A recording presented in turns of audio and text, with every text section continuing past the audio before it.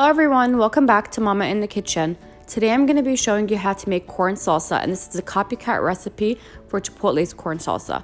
Over here I have 2 cans of corn that went ahead and drained and rinsed out, and then I have half a cup of chopped onions, 1 tablespoon of chopped jalapeno, 1 teaspoon of salt, the juice of half a lime, and then a 1/4 cup of chopped cilantro.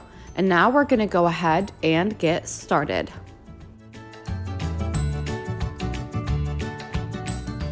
Righty, so in a bowl, I already have my 2 cans of rinsed corn, and I'm gonna go ahead and add the rest of the ingredients to the corn.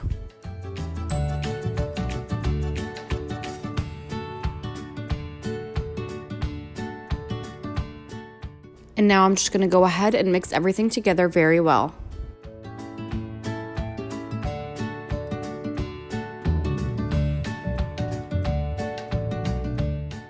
Alrighty, and now the corn is all done and ready to serve. I'm gonna go ahead and serve this with some Chipotle copycat steak, some guacamole, pico de gallo, cilantro lime rice, and black beans.